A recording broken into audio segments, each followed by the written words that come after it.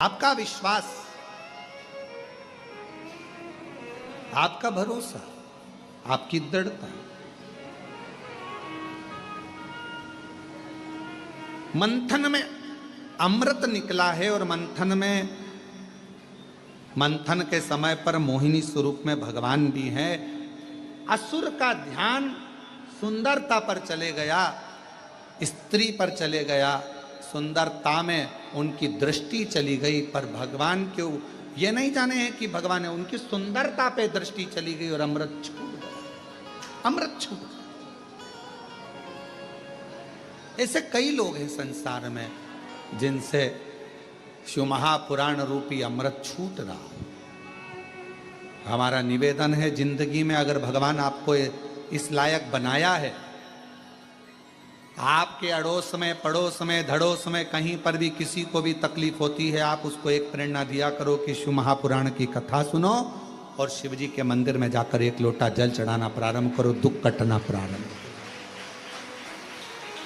कुबरेश्वर धाम तो बाद में आना, बाद में।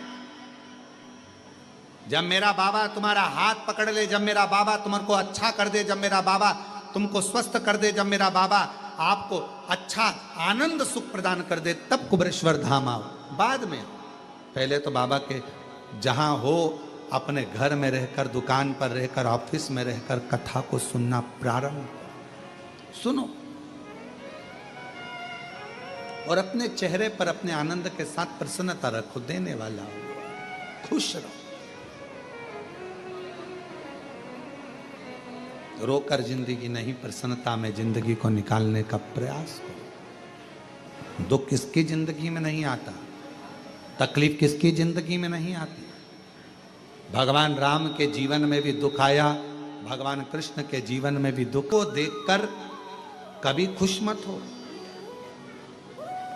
कभी नहीं। जरा सा किसी के ऊपर तकलीफ आई और सब लोग मिलकर चर्चा करने लगे, अच्छा हुआ, अच्छा हुआ, बहुत बढ़िया हुआ, ऐसा तो होना ही था, इसने तो ऐसा करा, अच्छा हुआ। ना ना, किसी को बीमारी आई कभी मत कहो कि दूसरे को बीमारी आती है ना तो दुनिया के लोग सोचते हैं कर्म का दंड भोग रहा है, और खुद को बीमारी आई फिर, खुद को तकलीफ आई फिर, खुद को कष्ट आया फिर। इसलिए कभी किसी की जिंदगी में अगर तकलीफ है तो भगवान से प्रार्थना करना, बाबा इसके जीवन में दुख आया है, भले मेरा बेरी है, कष्ट है, मेरे से लड़ता है, पर बाबा दुख समाप्त करना।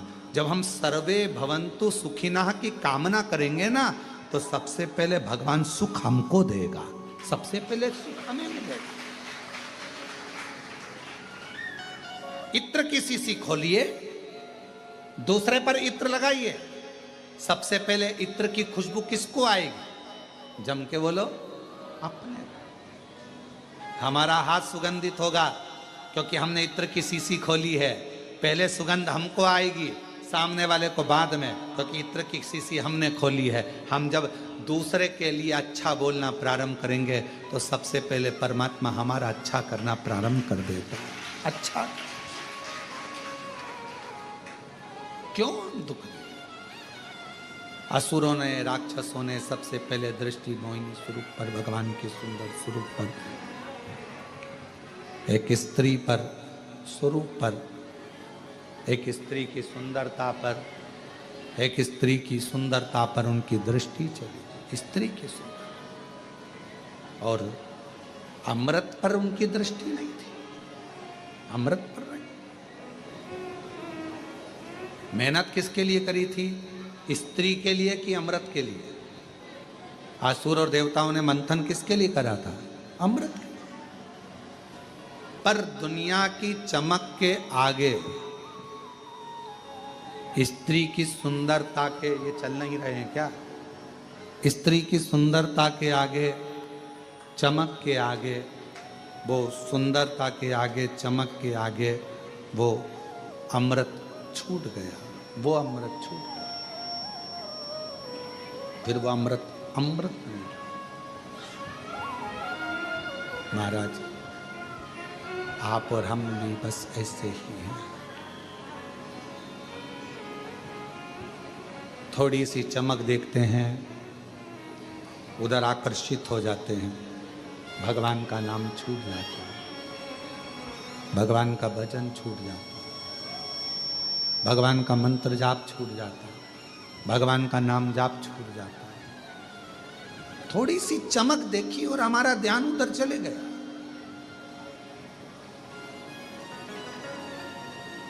ध्यान गया।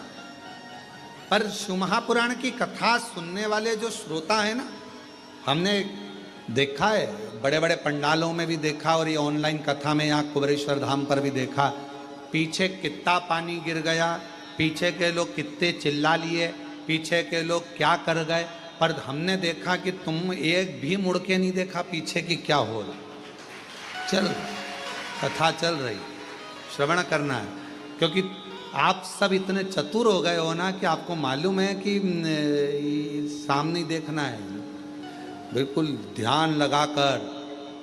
तब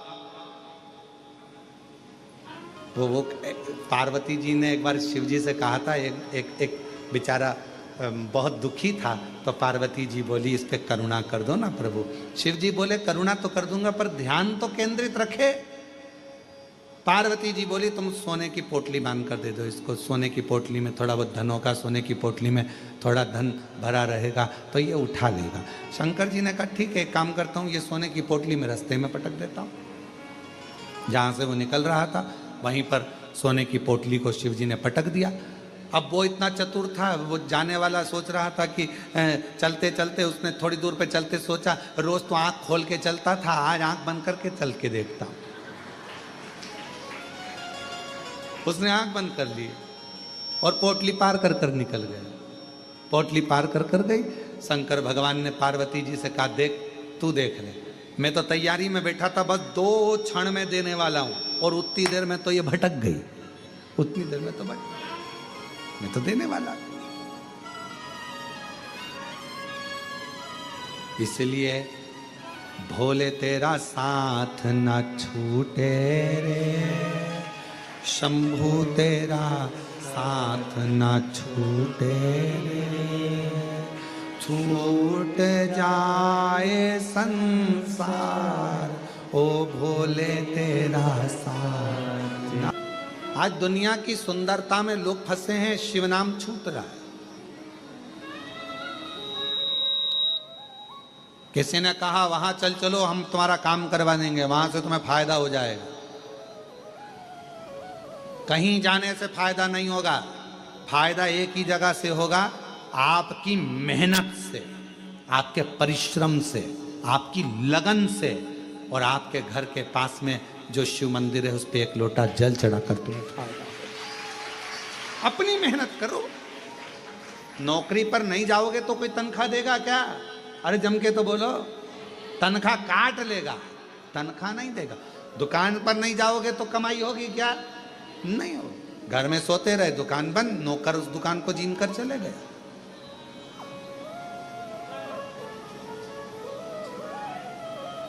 तुम सोचो कि आटा नहीं उसनूंगी आज मैं, रोटी कोई लाकर दे देगा?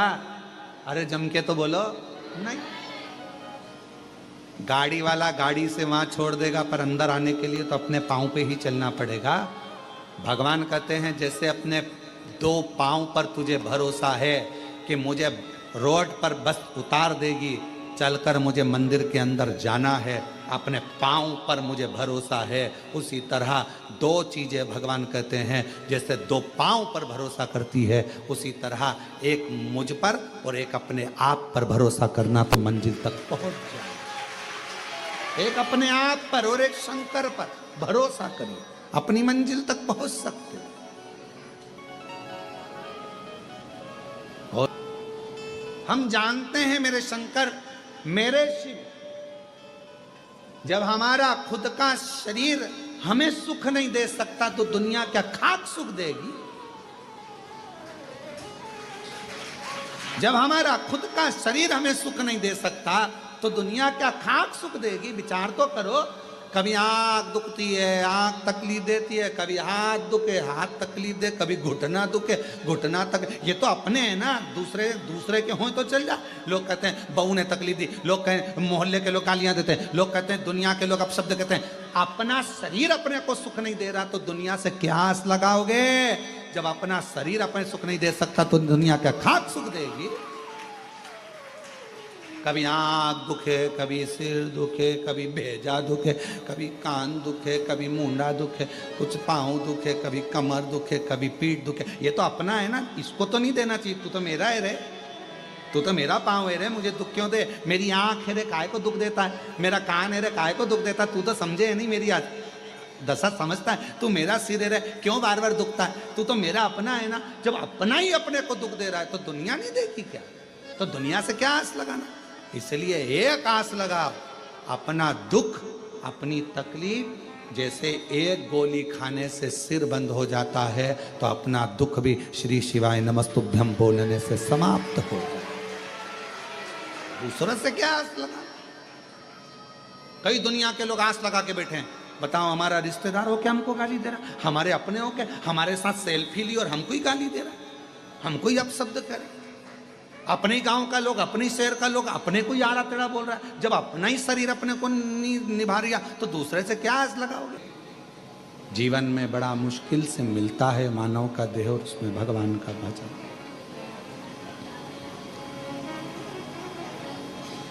बाबा के 12 ज्योतिर्लिंग का स्मरण तुमरुका जी ने कराया। सोमनाथ जी का चंद्र की काया के रोग से मुक्त कराया।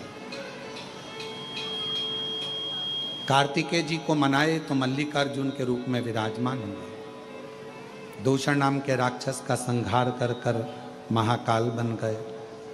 विंध्य पर्वत को दर्शन देकर ओमकारेश्वर बन गए। नर नारायण के लिए स्वयं केदारेश्वर बन गए। देखो, शिव नाम मिले, ये कथा तो आज पूरी हो जाएगी। फिर 1 तारीख से 7 तारीख तक सीहोर में अग्रवाल धर्मशाला में बड़ा बाजार में कथा होगी, पर वहाँ जगह नहीं है, इसलिए अपने अपने घरों में रहना।